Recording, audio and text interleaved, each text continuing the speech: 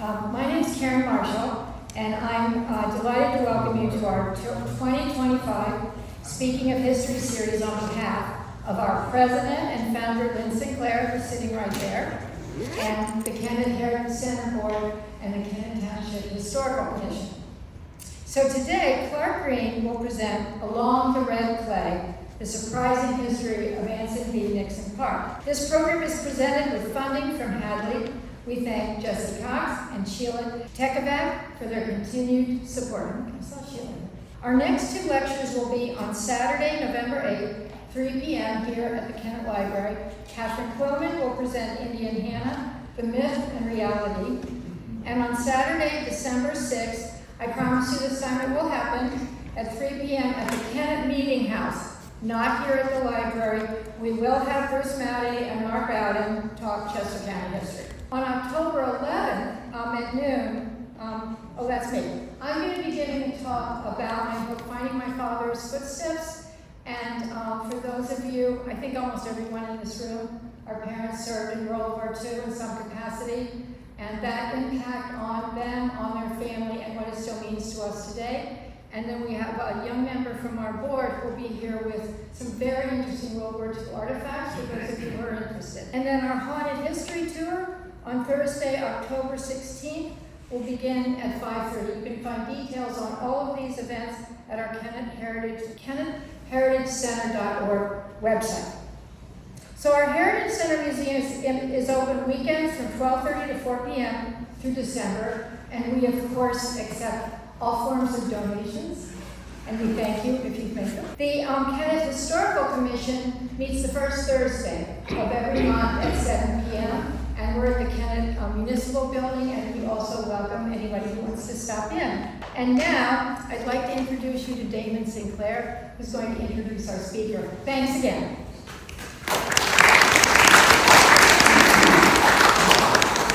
As you can see, the History Center is doing an awful lot in our community. My cousin, Lynn Sinclair, is here somewhere, maybe.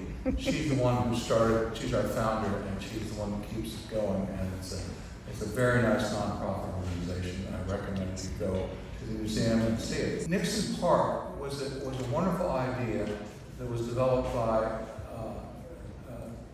this guy Nixon's daughter. Her name was Ellis, Nikki Ellis, and she at one point was quite dynamic and amazing at getting people together. Aaron Martin is a person that's never mentioned, but he was a wonderful philanthropist who put up a lot of money for the park. My father owned 3 acres in the middle of it, and there was a house there that eventually some vandals burnt down, but it was made up. It goes way back in time. So anyway, Clark Green took an interest in it. Clark used to work for any of you remember the Kennett paper going way back, which was really good. And he worked in there and has done many other things as a website and does a lot of things for the community. Anyway, so he took an interest in the park, and there was a book called Bloomfield written about it, and which I knew about growing up because Dad owned a good bit of it. So anyway, we're so happy to have Clark here. So please welcome Clark Green. So here we go. The land that is Nixon Park today was put together. Nixon Park's about 120 acres. Put together out of a lot of pieces of property over time that have an amazing story to tell. And I don't know, is it like really amazing? It's pretty amazing. I think if you look at any piece of property for a while, you begin to get familiar with it and enjoy it, and it becomes a little bit more amazing. I couldn't figure out how to get started on this particular history, so I know you didn't expect me to go this far back, but we're going to go back to the Allegheny 280 million years ago. Has everybody had lunch? Good.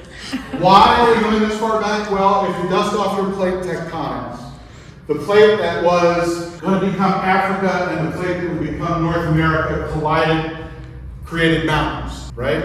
And we know the mountains, the Appalachian Mountains. We've all been there, or I assume we have. And we think, they're okay mountains. These mountains, 280 million years ago, were as tall as the Alps. Well, what happened to them? Water. And the whole story of the history of Nixon Park is the story of water. So I'm jumping way ahead, 170 million years. Okay? Pangea cracked apart the Atlantic Ocean open. Rivers carried the bones of those mountains and buried them under thousands of feet of sediment. That's what we live on today. If you're, wait a minute, I did that already. I told you I'm not a professional presenter. Until we have the place that we live today, the Piedmont province. Everybody's heard of the Piedmont province? Yes. Again, dust off your high school French. Anyone? Foot. Mont. Mountain. The foot of the mountains. Okay? So this whole area along the East Coast has been created by water eroding mountains. And that's why when you go out to dig, right now, if you go to a construction site anywhere in Chester County, what are they bringing out? They're bringing out all this red clay sediment that's been deposited there for hundreds of millions of years.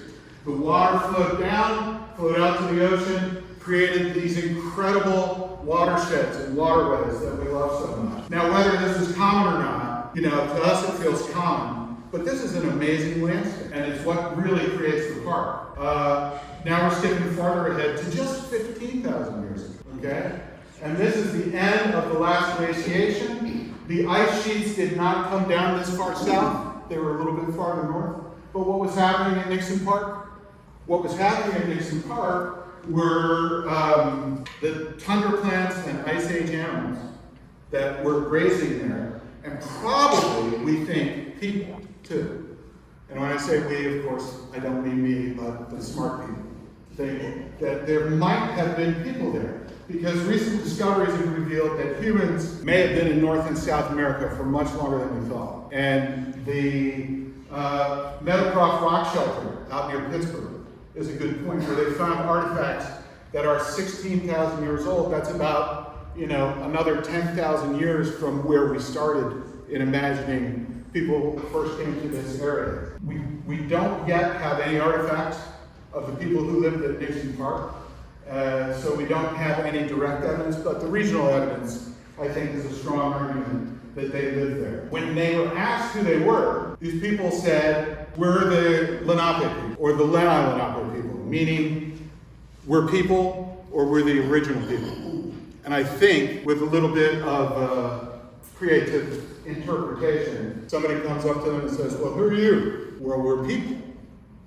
I mean, you're people, we're people, don't you recognize us? And the first people to do that would have been some of the Swedish colonists who came along in the 1600s. And this is the Delaware River. You can see where it points north, right? You can see the Delaware Bay, and you can see the Delaware River going up. Not all consistent with the world as it actually is, but pretty darn close. And Peter Lindström was a royal engineer with the Swedes who came and settled the area around Wilmington. And looky here. Let me see if I can make this amazing thing work. Look at this. The Red Clay Creek. My bet is this is the first map ever made that refers to the area that we live in this much detail, right?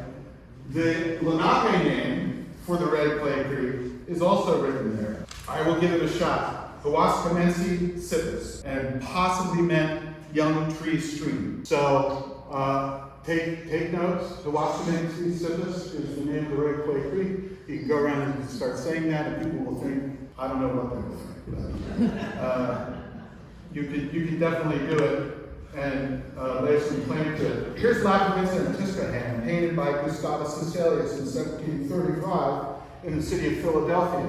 You would notice these guys as Lenape people, okay? And you would, if you've ever visited the, what's that big building in Philadelphia? The Pennsylvania Art Museum, or the Philadelphia Art Museum, that's where the originals of these are. So here's some idea of who these people were. There's no, as I said before, there's no hard proof that the Lenape lived in what is now Nixon Park. And the other problem is that archaeological sites in our region can't be identified with a specific culture on the basis of material evidence alone. But we've got a pretty good idea, okay?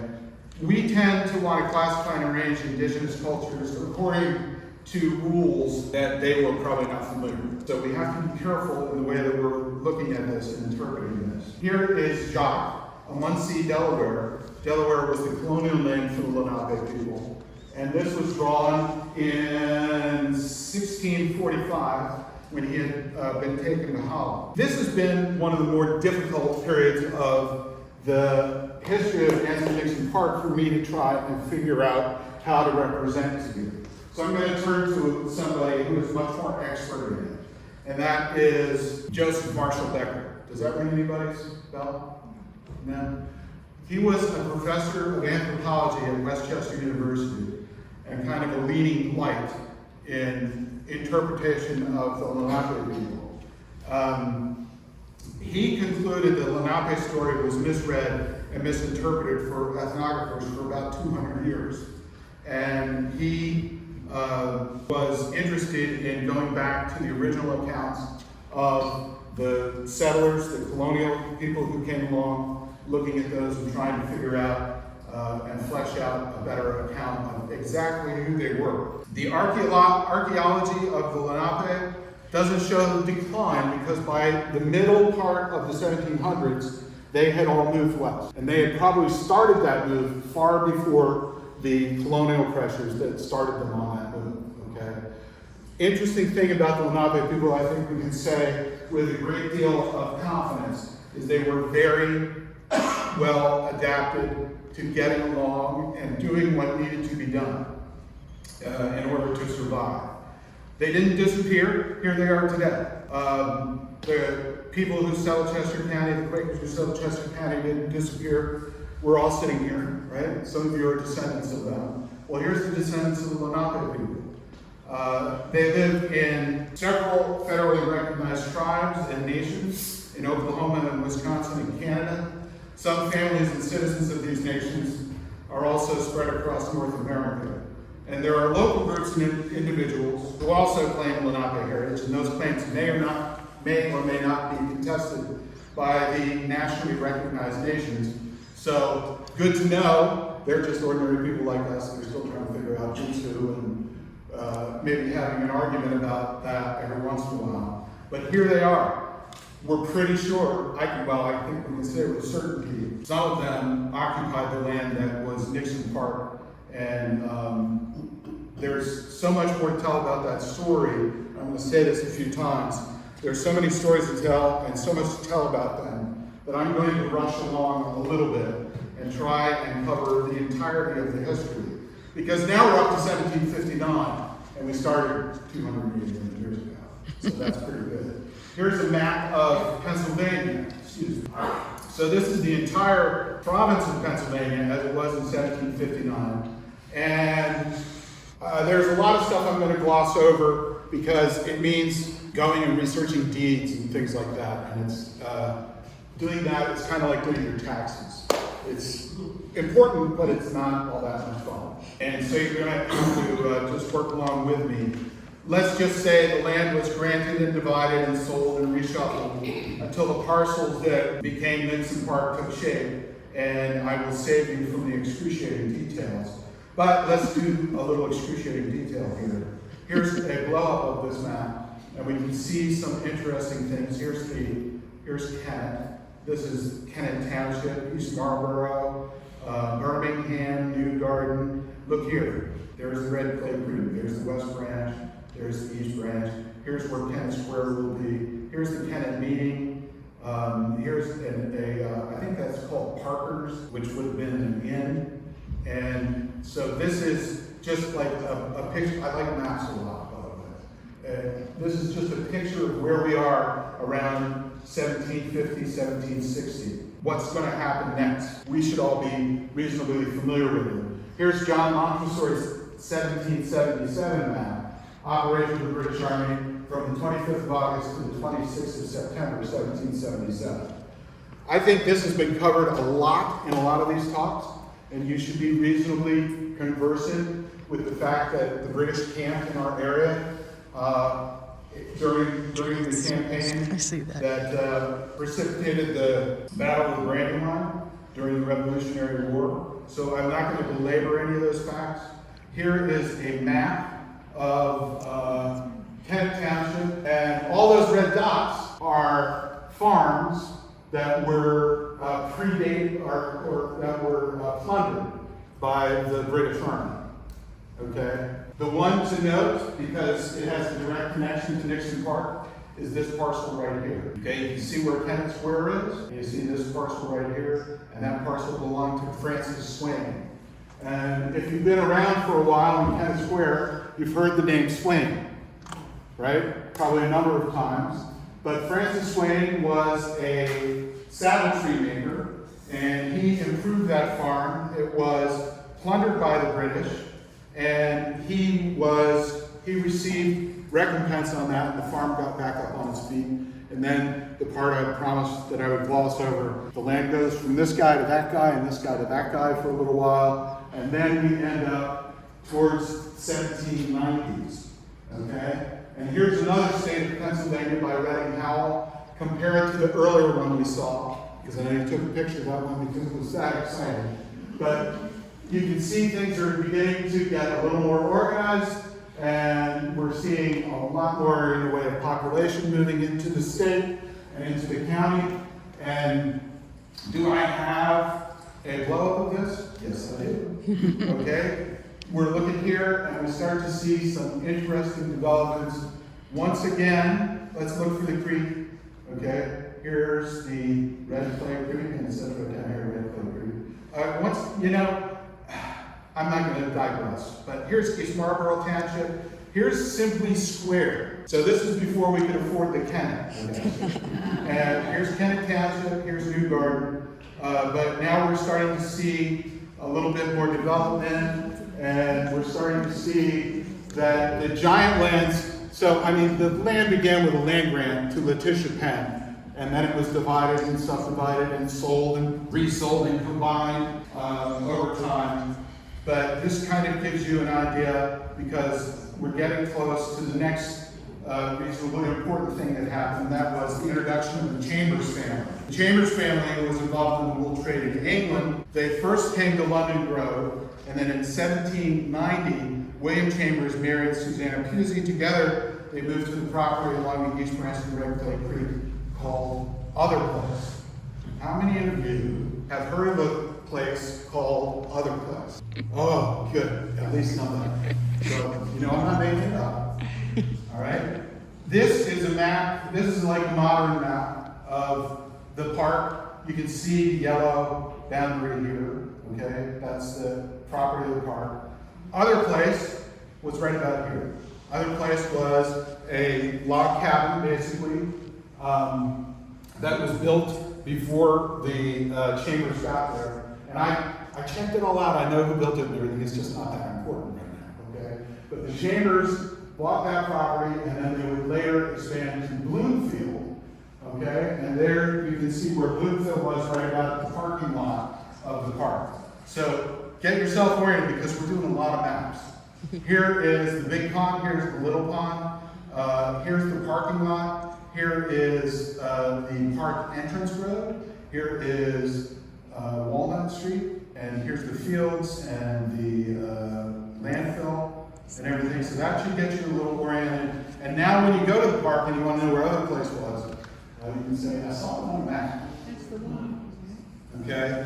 But there's more information than I can fit into an hour talking about how I located these places. Here at Whitmer's Atlas of 1873, so much later, you can see where the Bloomfield House and where what is now the Jesse Miller residence is. So Other Place and Bloomfield, show you that again. How about a third map? Please, oh please, Clark. Yes, so here's Peru's Atlas of 1883. There's Other Place, there's the Bloomfield House.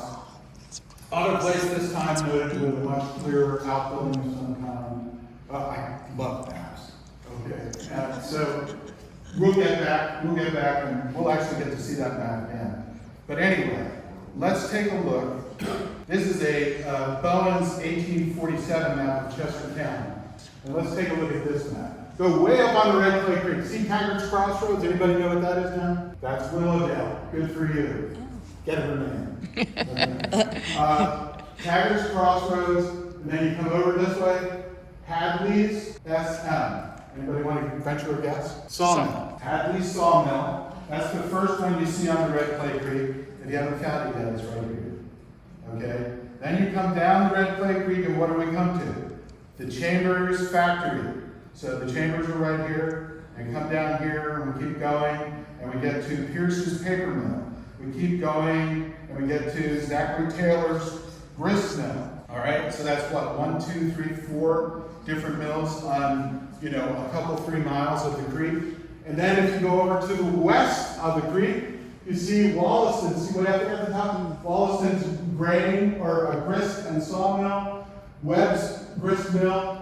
J.M. Worth's grist and sawmill. And, oh look, Sinclair's sawmill. Wave to your ancestors. Okay? Now you're saying, oh, now I understand when it started 280 million years ago. Look at all these mills. They're all on the creek, right? The water power was incredible. And it was the heart and soul of the local economy. And it was where mills like this, all over the United States and all over the world, really, is where the Industrial Revolution began. And we're going to get there after a little bit.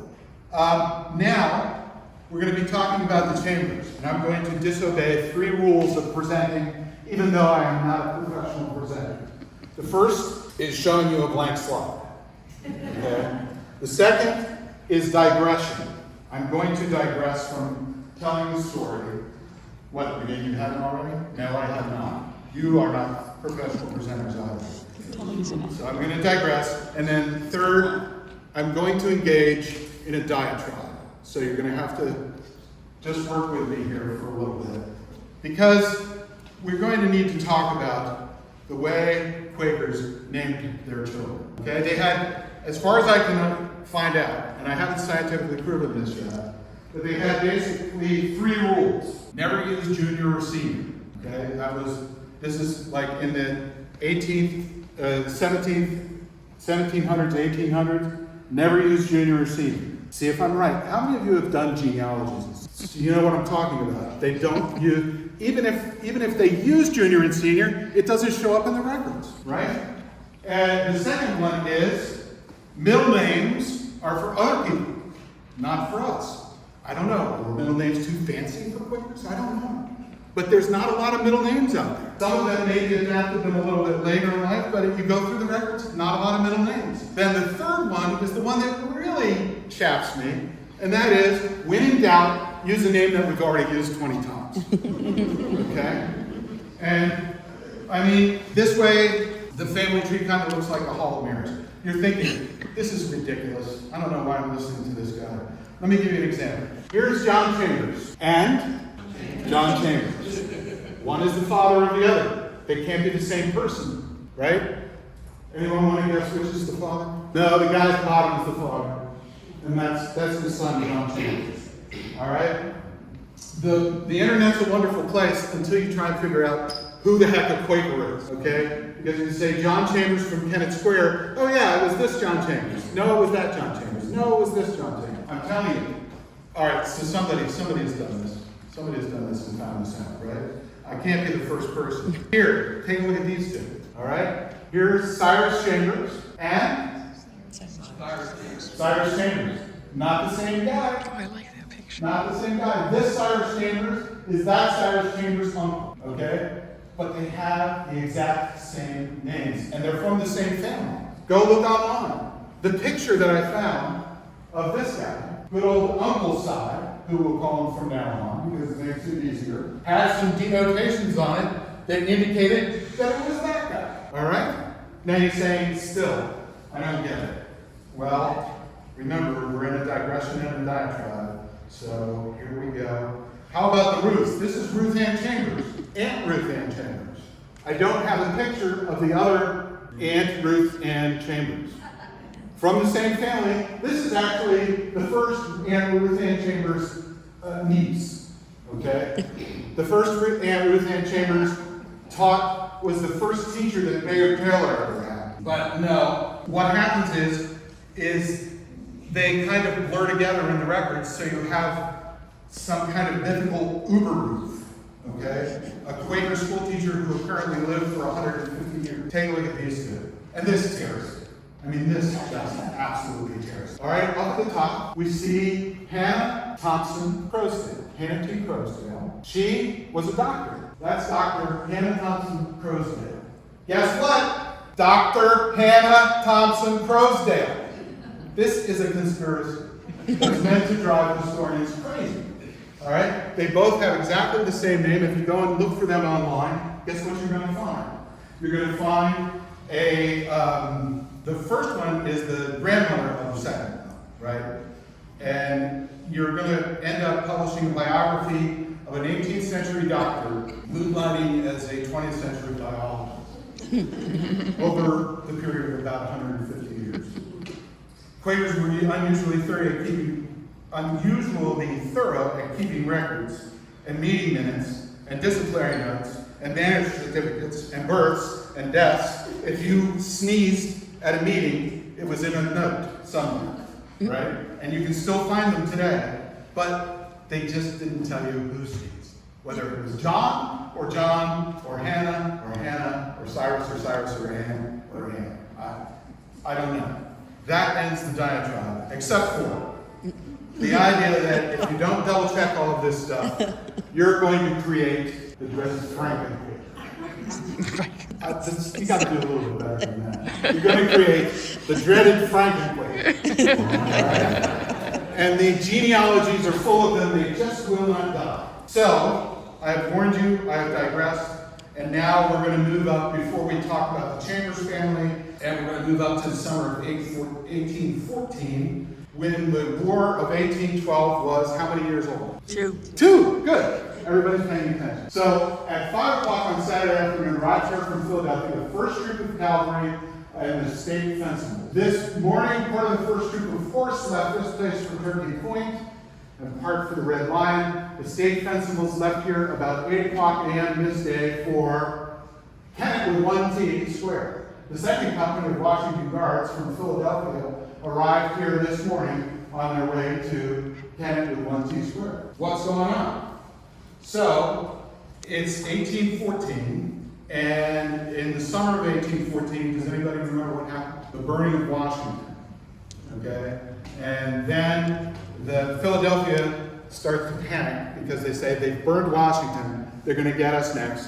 So the mayor of Pennsylvania mobilizes all the troops.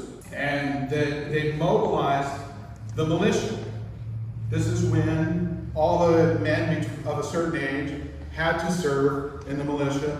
And when the governor said it's time to go, you had to pack up, you had to leave the farm, you had to go out, you had to get trained at a camp, and you had to serve for a period of time. Then there were also volunteers, and when they're talking about the second company of Washington Guards and the state fencibles, those are volunteers. The volunteers are typically younger guys. They may be very poor, looking for a way to make a living, or they may be from very good families, looking a way to distinguish themselves in the military, which is probably the case of most of the guys that were in these two units. Let me catch up with my notes because I'm just kind of riffing here a little bit. So what happened is that I've totally lost myself. It's all right. The New Jersey Governor, General Joseph Bloomfield, the past New Jersey governor, also, he was a veteran of the Revolutionary War, was chosen by the governor of Pennsylvania to make all the arrangements and to keep track of everybody. So he set up an office in Philadelphia and then established camps, okay, for training all of these militiamen and volunteers. And you can see here a big map, including the Delaware River, Newcastle, things like that. You can see Kennett Square up there. it's a little hard to see, but I blew it up here because, God, I love maps. And here's Kennett Square. Little known fact, all the houses were put on their sides for the duration of the conflict. And it indicates in 1814, Camp Bloomfield. So you remember we were looking at maps before. That's all you were looking at, really. And we were talking about Bloomfield. Well, this is how Bloomfield got its name. The camp, as far as I can tell, covered maybe this general area. Don't hold me to it, okay? Don't knock on my door and say, I cannot cover that general area. This is the area. So you can see Walnut Street, right? You can see the ponds, you can see the park. So here's the kind of general area that the camp covered, because it would hold up to 3,000 soldiers by the time it was done. So they came here, they camped, and what did they do? I'm glad you asked.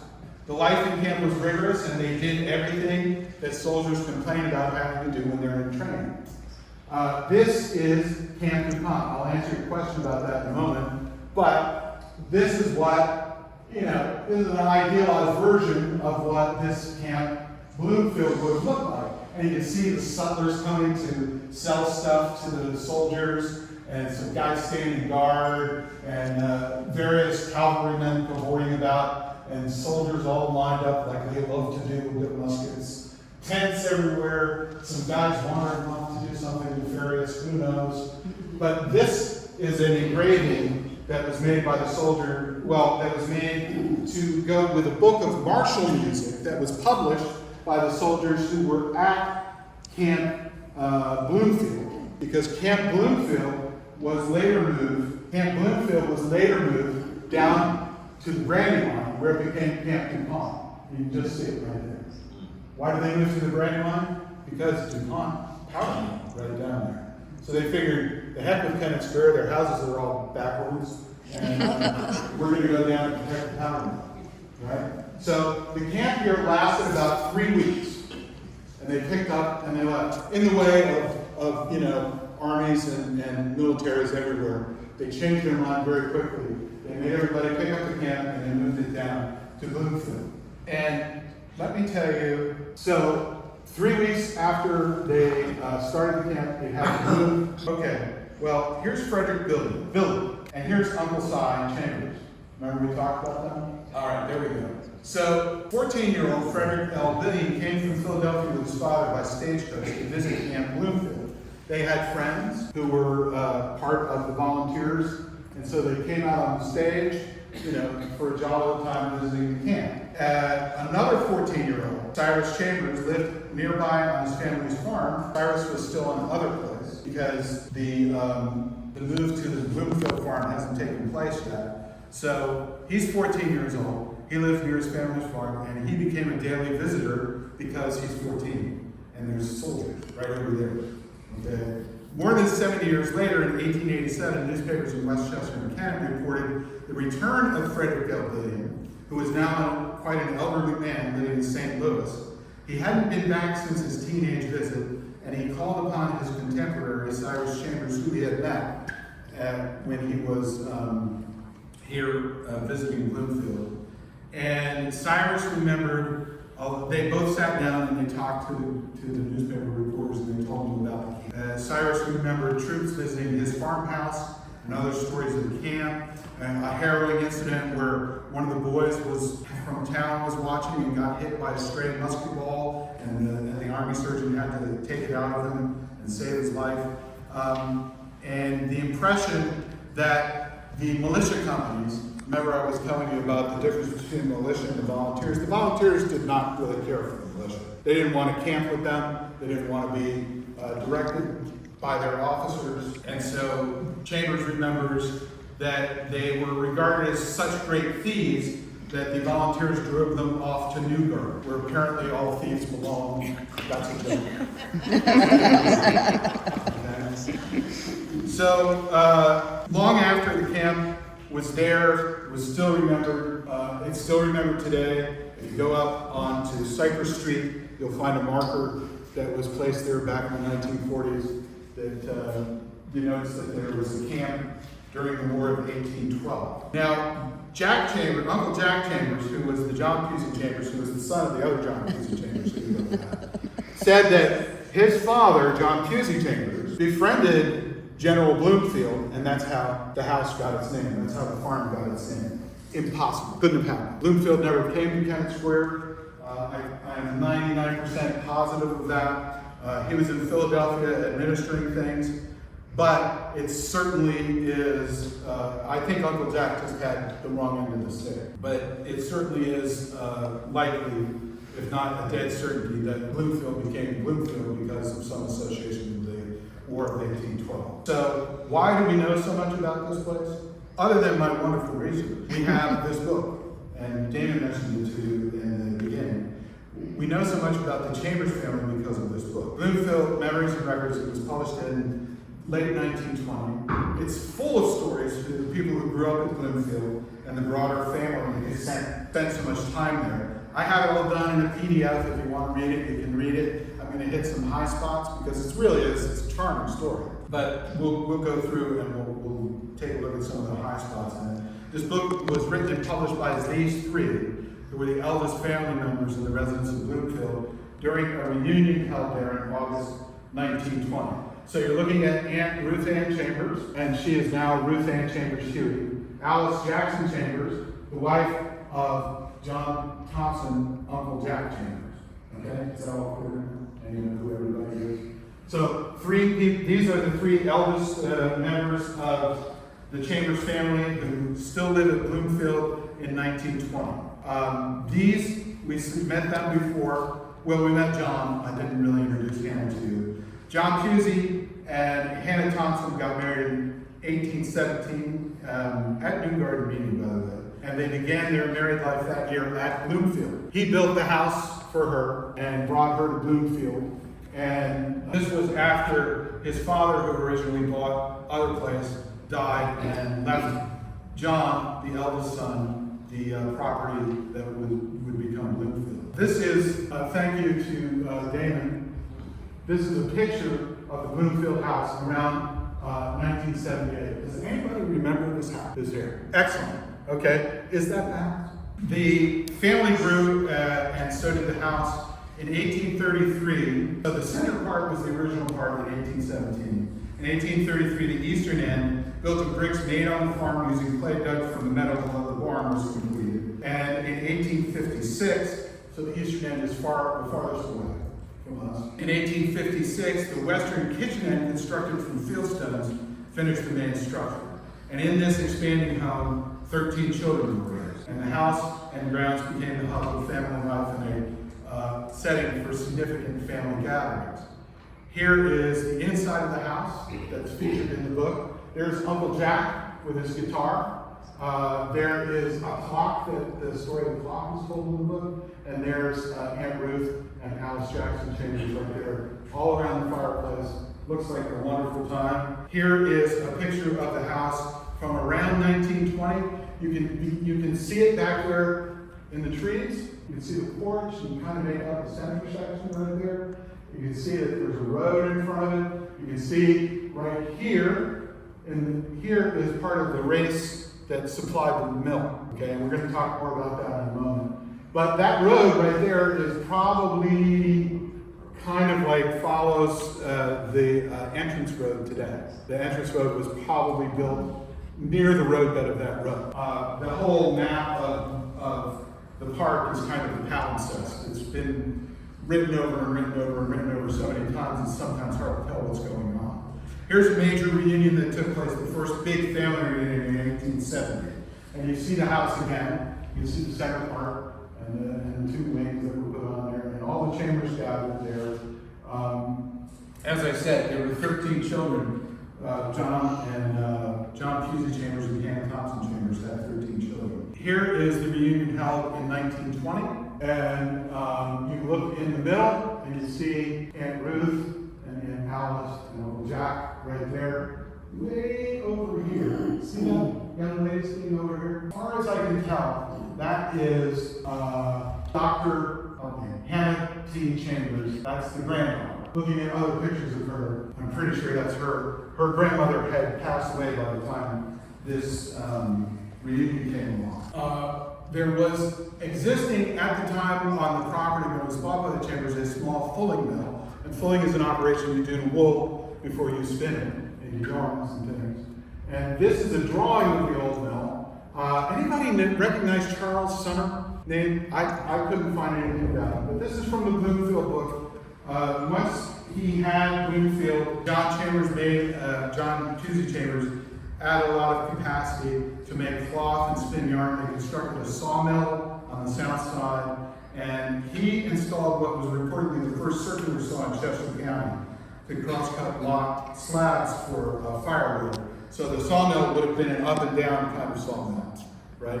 And when he got word that there was such a thing as a circular saw, he ran down to a friend of his who was a machinist or a mechanic and a blacksmith, and he described it to them, and he kind of insisted that he make it right now. So the upper floor of the mill had cheese presses and a corn grinder and a well-equipped carpenter shop, and the log car on wooden rails used for moving timber is remembered by the children. You could swim in the cool water trough leading into the water wheel. But the house, can you see the house? No, you can't, not in this one, I'm sorry. But you can see the hill here. I'm trying to remember that a little bit. And that's not the race headed into the mill right here. That's the tail race that's coming out of the mill after it's turned the water wheel. And if you look over here, you can see, right, if you look real carefully. So the nice thing about drawings is they always fit to exactly the written history. It would be great if we had some kind of photographic evidence in the mill, but we don't.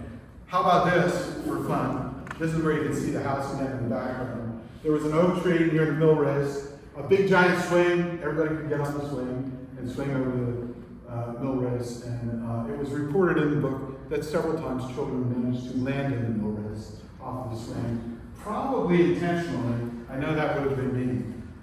I would have done it. The 13 children who raised and born at Bloomfield are represented in these pictures, right? And I could go back and I could give you a history on each and every one of them, but I'm going to just pick out a couple because of constraint of time.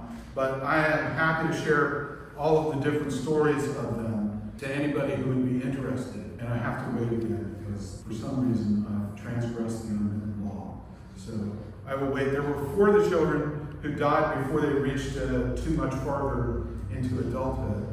All right, so the first person we'll talk about is the 9th child, Cyrus Chambers.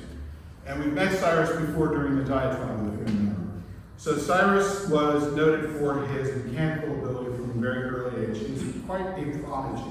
He built working models of the mill and of the machinery in the mill when he was 10 years old. And it was quite a remarkable thing. Locally, people would go to the mill, check it out, and they thought that this was a pretty amazing thing. And he rigged the telegraph up at the school that he attended in Kennett Square long before telegraphs were common.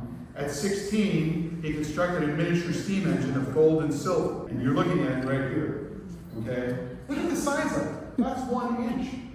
Look at the size of that. He's 16 years old. And he makes that, and it works.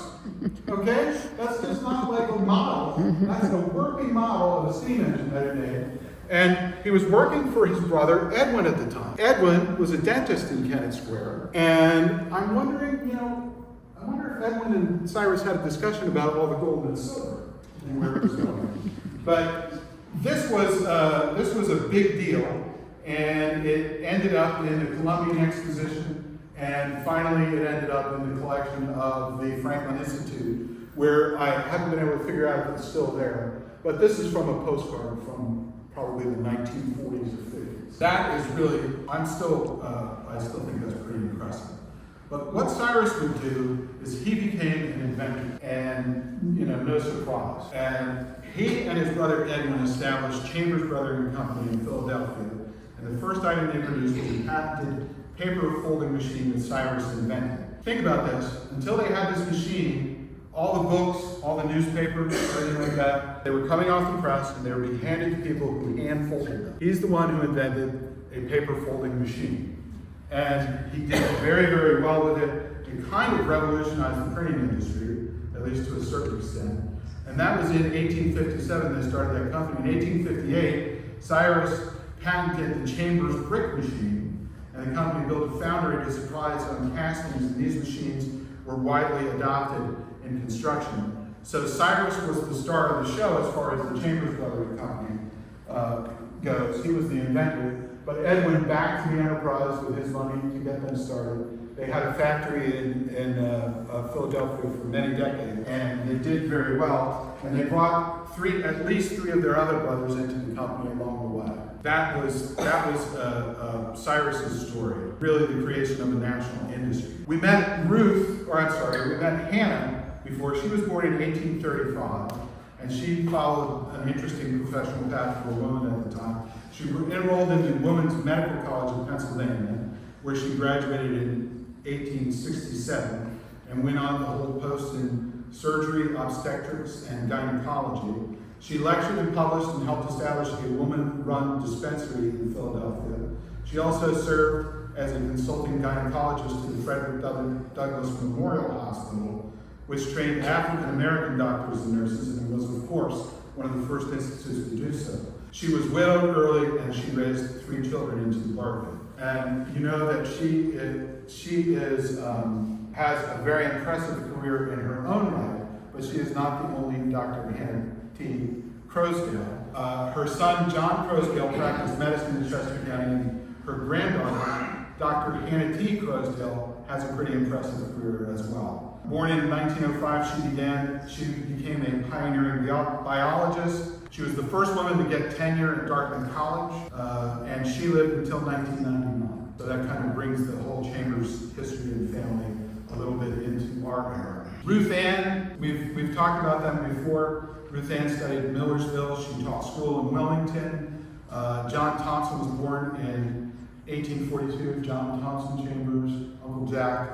And although he was raised a Quaker, he served in the Union Army fighting in Antietam. We saw very heavy losses. And at Chancellorsville, where he was wounded by a minie ball in the hip that put him with a cane for the rest of his life.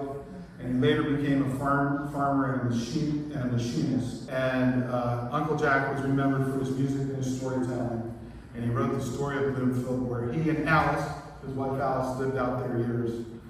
She died in 1927 and he in 1932. So we're going to return to the story of water here. We're not going to totally leave the Chambers behind. But here is the 1847 map of Chester County again. And we're taking a look at Kennett Square. And Kennett Square is starting to grow. Okay? First of all, it was before we could afford the second T. And it's starting to grow, right? We can see the east branch of Red Clay Creek and the west branch of Red Clay Creek over here. You can see the Chambers factory there. We've seen this map before, but I'm showing you this to indicate, I really want to ask you a question. So if you lived in this little village in the 1840s, where are you getting your water? Everybody couldn't have a well. Probably not very likely. So maybe you shared a well with someone. Maybe you went down to the creek and got, right? There's no public water. None. So as things begin to get, more people move in and the town begins to fill up, you have to answer the question of where in the world are we going to get any water?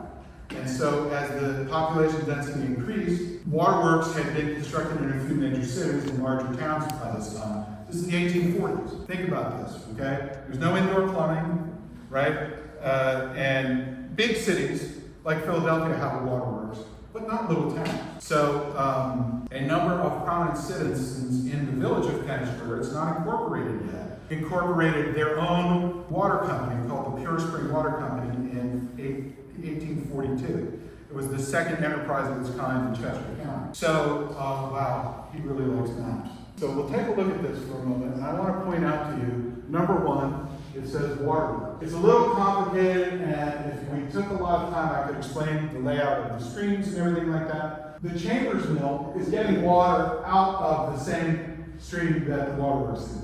It's just farther north that they're getting the water. The waterworks is getting water from here and pumping it up to here. Here's East Maple Street and East Linden Street. What's there now? Parking garage. The parking garage is there now.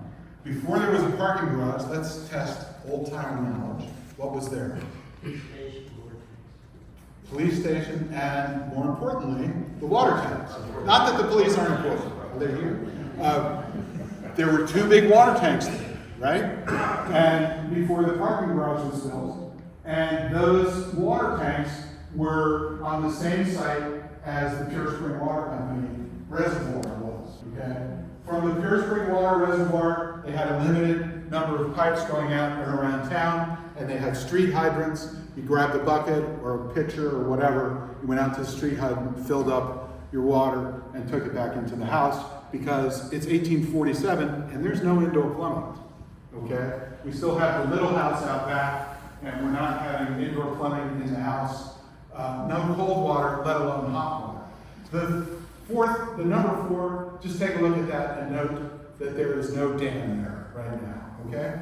I'll tell you that. Here is a slide of Kennett Township with Kennett Square picked out. Again, the waterworks, you can see that there along the creek.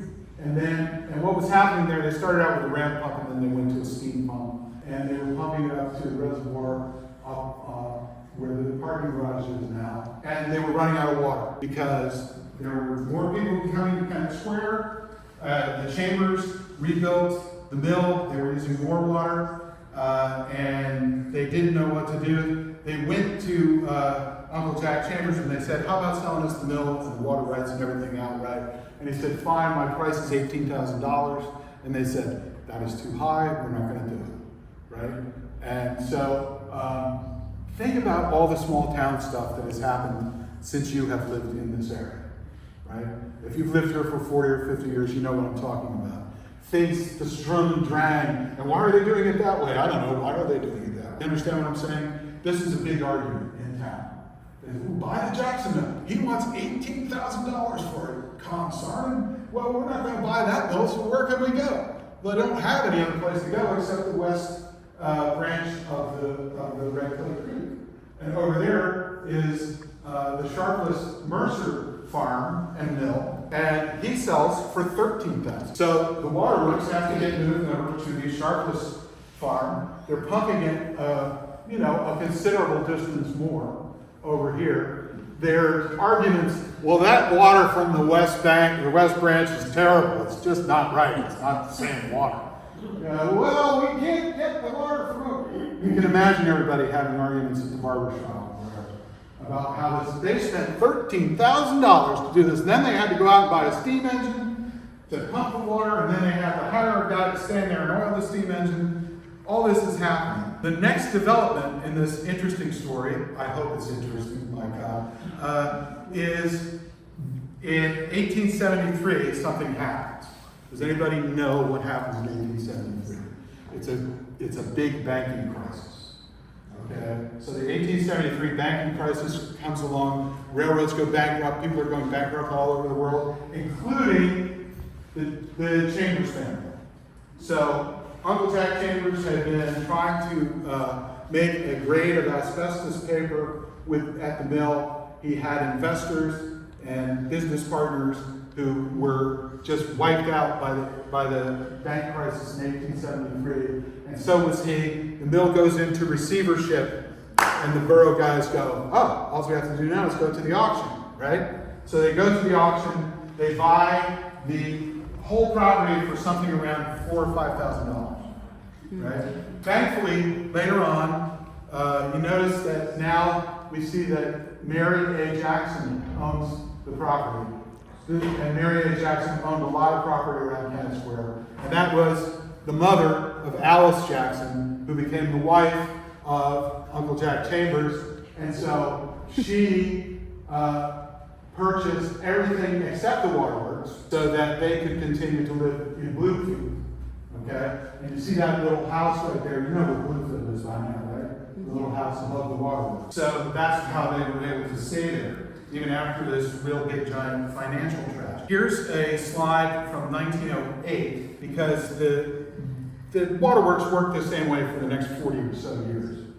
Okay? Sanborn insurance maps are great things. So if you wanted to sell insurance, you needed to know how much water was available to put out fires. That way you could figure out what premiums you're going to charge people in selling insurance. You see in between East Linden and Maple Street right there in the pink area, standpipes, that's basically just big tanks. Okay? They had two of them so they could clean one out and fill the other one with water, and then they could switch them around. just like we had, how many water tanks up there? Two. We had two big ones up there for a while, and then we got it down to one. But the water facilities there, and then we see them between State or Linden and Maple Street, right? And then we see the way that the waterworks is now laid out. That blue box there, you see the water wheel? Okay, that's the old Chambers Mill. That's what's left of the old Chambers Mill. It's running a pump that is pumping water up into the standpipes in towns, which is then being distributed all through town. They had to increase that by buying a steam engine because they couldn't keep up with the demand for water. And so they bought a steam engine, they put it in there, and later on, put a dam over, remember that? They put a dam over here later on, the waterworks dam, which was feeding the waterworks there. And so all of these things that are happening, you're a small town, you build a waterworks, and then you run out of water. And then you build another waterworks, and then you run out of, it doesn't work over there, so now you've got to move it over here, and then you run out of water again. So you build a dam and you put it in town together, and then you run out of water. Okay? So the town it keeps growing, and we go forward into the 1920s. Okay? And this is the plaque that you can see in the waterworks buildings that are left there at the park. 1926 is the year that they built the final iteration of the Kennett Area Waterworks, and I'll give you an idea of what was going on. So right here, this is an aerial map, I think, from 1937. Okay, so right here, number 3 is the settling tank, which you can still see at the park. It's still there. Here is the filtering building, or the filtering house, and then the pump house over here. Think about this. Until the 1920s, they weren't filtering the water. The water was going into big tanks, it was settling out, and then it was getting pumped into the house. Okay? So there was no chemical treatment. All there was that settling out treatment. And in the 20s, they installed big giant sand filters. Okay? Right here in this part. The sand filters would spell the end of this waterworks, which was there until the 1980s. Here's the way that the waterworks worked, and do you really want me to explain all this? I don't think so. But you can see the settling basin, you can see the filters, and there are holding tank pumps, stuff like that. So different generations of pumps come along. They use a chemical treatment system rather than just the sand filters, but they're still filtering through a big filter bed of sand. And here is a 1931 aerial photograph. Can you recognize anything here? Okay, isn't that an amazing picture? Yes. All right, so here's Linden Street, here's Maple Street, here's a 60-foot tall water tower or standpipe. Okay, here's Broad Street down here. Here's State Street with cars still going both ways. And this is like this much of a really huge aerial photograph that we ought to get and just put up here, and we'll all look at it for a while. I love maps, by the way, and aerial photographs. So, anyway, what happens ultimately to this? What happens ultimately to this is you have to clean those big sand filters out every couple of days. Okay, and then you have to do something with the water that you clean out the sand filters with. And so, since the 1920s, they're releasing it back into the creek. But by the 1980s, you can't do that anymore. Okay, you can't put the filtration leads back into the creek, which is smart. And so the borough moves to build a pipeline to the Cheshire Water Authority, and that's where we have our water towers and everything now. We get our water from the Cheshire Water Authority, and I think still a couple of operating wells that were added as time went by. The one other thing I wanted to say here is the ponds, okay? Now, for the longest time, I was thinking that pond number 2, which really should be pond number 1, because it came along before pond number 1. But I always thought that pond number 2 was probably the mill pond. No. That pond wasn't dug until the 1920s. And it was a reservoir, okay, to accumulate water to supply the waterworks. And that wasn't enough, because between the digging of that one and the digging of the big one, the town gained another 1,000 residents. So they dug that new reservoir, and you can tell, I said this is from 1937, you can see it's all new work, okay? And if this was a works progress administration project during the what do they call that? The Great Depression. And so that was, I think, 3.5 million gallons of water.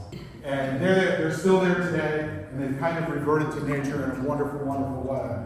But they were both reservoirs. Okay, it's time to wrap it up. There was a landfill. That's a picture of a landfill. Wilmington News Journal made it in 1976. The landfill was about to close. It was built, opened up in 1968. It didn't last quite a decade, and they had to close it down. And the man who, that's not the man, but the man who ran the landfill was a past CEO of Hercules, the chemical company. So he was quite a well-to-do guy and could afford to volunteer his time to do things like run landfills. And his name was? Anson B. Nixon. Anson B. Nixon. Okay? That's his daughter, Nikki Ellis, Nikki Nixon Ellis, Winifred Nixon Ellis, if you want to be formal. And that, does anybody recognize that guy? Don't look. It's Rudy Steinberg. Okay? I'm going to wind it up by saying this, all right? The Park Authority was created by the township and the borough, and they started working on a plan that contemplated selling, in the end, contemplated selling about 45% of the land to fund the building of the park. And they would have meant losing the whole beach grove. Who's familiar with the beach grove? The beach grove is the home of the Kennett Beach, who we imagine is about 400 years old at this point. People decided that was not going to do. And two people who really headed that up, their names were Jack and Kay Masseau. Jack and Kay Masseau worked very hard to bring to the attention of the park board at the time the fact that they could have a park without selling off all the land. Okay? And what finally happened is that plan got adopted. And Nikki Ellis, as we were told earlier, was a very key part of that. And that plan was adopted, and so we ended up with the park that we have today. That park was never going to get handed to us on a silver platter. It was something that was going to require a lot of work on the part of a lot of people. And there's the beach, by the way. And I'll close by remembering this guy. Yes! Who is that? There's Charlie Kramer. Charlie Kramer, if you went to the park after it was opened in 1993, right? If you ever visited the park, this is what you saw. Charlie Kramer was there. He was retired. He served as the mayor of Kennett Square. He was a wonderful guy. Charlie would go and mow the grass. He would do whatever needed to be done for the park. He was fantastic. And you can see that there's a flea market that's going to happen, okay, to raise funds for the park. So this is the way the park has always been. The park started out as it was going to be a little bit more amped up, and it was going to be much smaller, okay? But people with vision finally got it to the point where it is the park that we have today. I know I enjoy it very much. I hope that you do too, and that you understand now a little bit more how we got to it. There's so many other stories that I can tell, or to be told, about the park specifically. And there's all the stories I can tell about just about anything you want. But that's where I'll end it. There's Charlie. Thanks, Charlie. We appreciate all your work. And I guess it's a question now.